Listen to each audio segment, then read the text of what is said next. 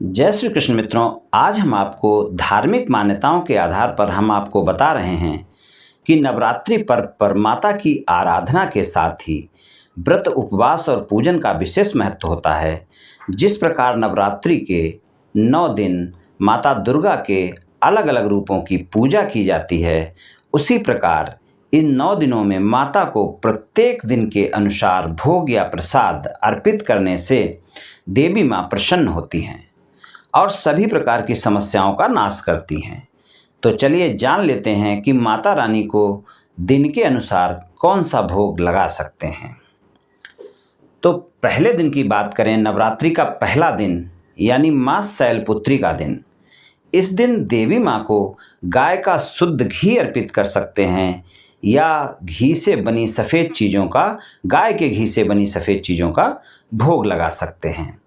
इससे माँ का आशीर्वाद आपको मिलता है, आरोग्य का आशीर्वाद मिलता है, सभी व्याधियाँ दूर होकर शरीर निरोगी रहता है, माँ की कृपा आप पर बनी रहती है।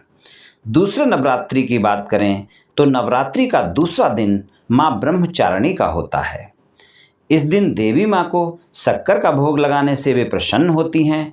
इस भोग को देवी के चरणों में अर्पित करने के बाद परिवार के सदस्यों में बांटने से सभी की आयु में वृद्धि होती है। लंबी उम्र के लिए माँ ब्रह्मचारिणी को आप शक्कर, मिश्री, चीनी और पंचामृत का भोग लगा सकते हैं। इनमें से जो भी आप कर सकते हैं, आपको माता की कृपा मिलेगी। तीसरी नवरात्रि की बात करें, नवदुर्गा का एक रूप है चंद्रघटा। माँ के इस रूप का पूजन नवरात्रि के तीसरे दिन होता है। इस दिन माँ को दूध या दूध से बनी मिठाई या खीर का भोग लगाकर ब्राह्मणों को दान करना शुभ होता है। अगर कोई ब्राह्मण नहीं मिले तो आप इस भोग को लगाकर मंदिर में भी पुजारी को दान में दे सकते हैं। इससे आपको दुखों में मुक्ति होकर और माता की कृपा मिलती है। चौथी नवरात्रि का दिन माँ कुष्मांडा का होता है और माँ कुष्मांडा को मालपुए का भोग लगाते हैं। तो नवरात्रि के चौथे दिन मालपुए का भोग लगाने से माता प्रसन्न होती है और इस भोग को मंदिर के ब्राह्मण को दान करना चाहिए। ऐसा करने से बुद्धि का विकास होता है और आपकी तेज बुद्धि और निर्णय लेने की क्षमता होती है, निर्णय शक्ति यानी बढ़ती है आपकी। नवरात्रि का 5वां दिन यानी माँ स्कंद माता का दिन। इस दिन माता जी को केले का प्रसाद चढ़ाना बहुत उत्तम होता है। ऐसा करने से आपको उत्तम स्वास्थ्य और निरोगी काया प्राप्त होती है। तो स्वस्थ शरीर के लिए माँ स्कंद माता को नवरात्रि के 5वें दिन केले का भोग लगाएं और माता की कृपा को प्राप्त करें। छठे दिन की बात करें तो नवरात्रि के 6वें दिन माता कात्यायनी की पूजा होती है। तो नवरात्रि के 6वें दिन देवी माँ कात्यायनी को शहद का भोग लगाएं। शहद का भोग लगाना बहुत अच्छा माना जाता है। इस दिन शहद का भोग लगाने से मनुष्य की आकर्षण शक्ति में वृद्धि होती है और माता की कृपा उस पर बनी रहती है।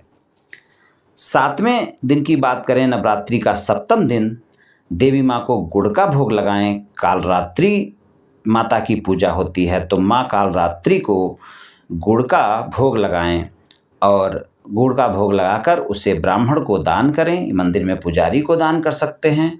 तो आपको आकस्मिक होने वाले जीवन में जो आकस्मिक घटनाएं होती हैं, उनसे आपकी रक्षा करती हैं माता। 8वें नवरात्रि की बात करें यानी नवरात्रि के 8वें दिन की बात करते हैं। नवरात्रि के 8वें दिन माता रानी को नारियल का भोग लगाएं और 8वें दिन माँ महागौरी की पूजा होती है। तो माँ महागौरी को नारियल का भोग लगाएं और नारियल का दान भी करें। इससे संतान संबंधी परेशानियों से आपको छुटकारा मिलता है और माता महागौरी की कृपा आप पर बनी रहती है।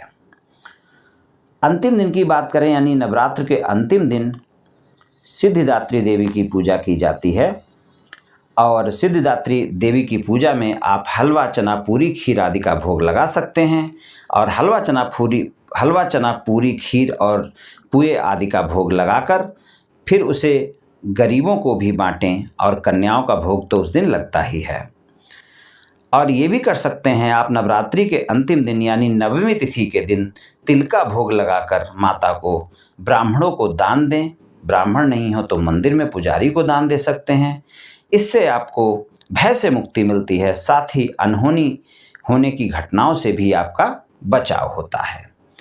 तो मित्रों, आज मैंने आपको ये बतलाया कि नवरात्रि के 9 दिनों में जो माता के 9 रूपों की पूजा होती है, तो उनके किस रूप को किस दिन कौन सा भोग लगाना चाहिए जिससे माता प्रसन्न होती हैं। आप सभी स्वस्थ रहें, आयुष्मान रहें, धनवान रहें, ऐसी मेरी श्री कृष्ण भगवान से प्रार्थना है। जय श्री कृष्ण।